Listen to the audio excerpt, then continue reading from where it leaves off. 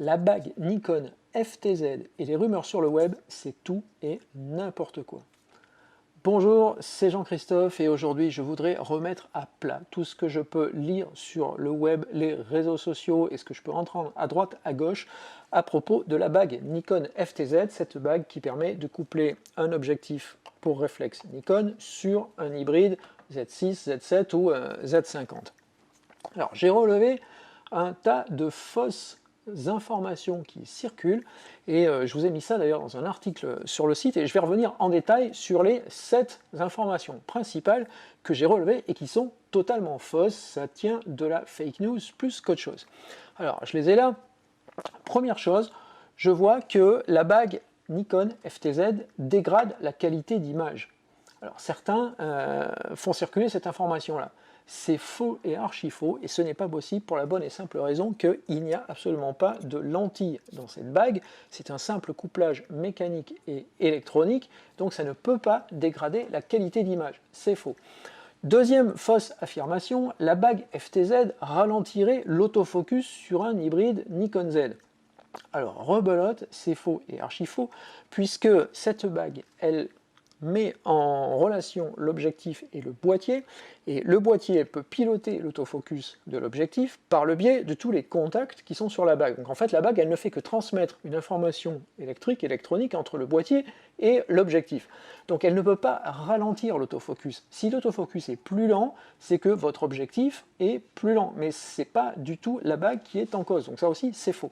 Troisième affirmation, la bague FTZ modifierait la focale de l'objectif. Alors celle-ci c'est la meilleure. Comment voulez-vous qu'une bague qui n'a absolument aucune lentille puisse modifier la focale d'un objectif? Alors premièrement, il faut savoir que la focale d'un objectif, elle est propre à l'objectif.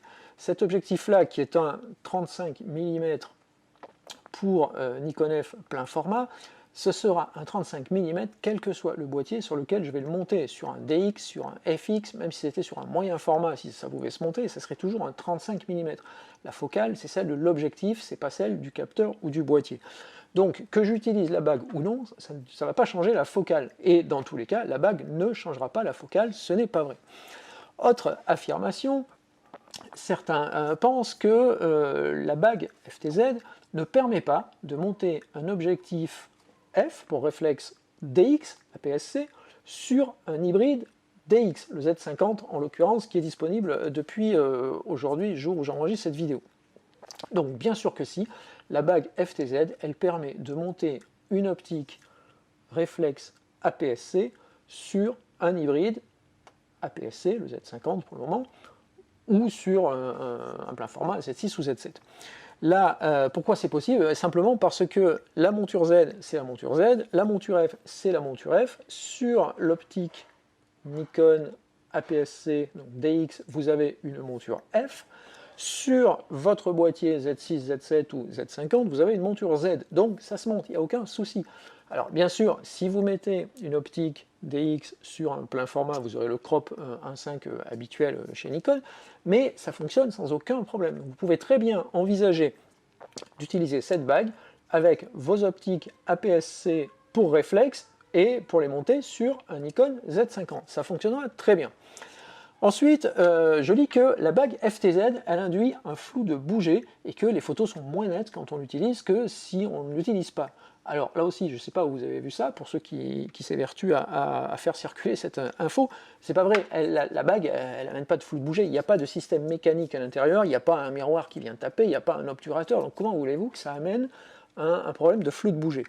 Tout au plus, ce qu'il peut se produire, c'est que comme elle rallonge, vous voyez que si je prends mon 35 mm par exemple, bon là il y a le bouchon, mais si j'enlève le bouchon et que je le monte, la bague du bon côté de préférence sur l'objectif, je vais rallonger la longueur de l'objectif. Alors sur un 35 c'est pas très grave, sur un 200 mm je vais rallonger la longueur. Alors effectivement, si vous êtes sensible au flou de bouger, le fait de rallonger va peut-être induire un petit peu plus de flou de bouger. Mais ça c'est vous déjà qui tremblez, c'est pas le système. Vous voyez que là il n'y a absolument pas de jeu, c'est vraiment très ferme. Et peut-être aussi que vous avez un temps de pause qui est inadapté. Donc non, la bague FTZ ne ramène pas de flou de bouger.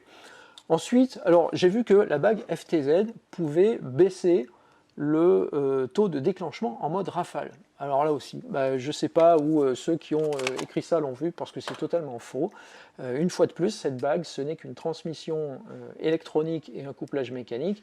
Il n'y a absolument aucune raison que cette bague puisse faire baisser le mode rafale qui est à 9 images secondes sur le Z7 et 12 images secondes sur le Z6. J'ai dit une bêtise dans la vidéo précédente, mais je l'ai vu après.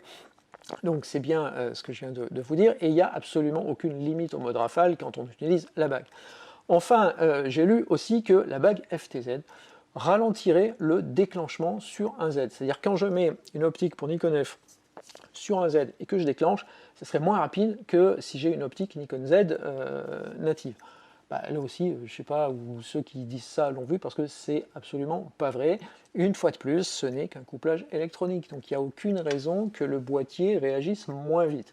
La seule chose qui peut se produire quand on a la bague, c'est que la première fois que vous allumez le boîtier, la bague va initialiser le dialogue entre l'objectif et le boîtier. Il y a un petit décalage, alors ça j'ai mesuré comme ça de l'ordre du dixième de seconde à peu près, où on sent que ça se met en place quand on allume le boîtier, et puis après il fonctionne tout à fait normalement. Donc si vous l'arrêtez, vous le réallumez, effectivement il y a à nouveau ce petit, ça fait d'ailleurs un petit bruit d'initialisation.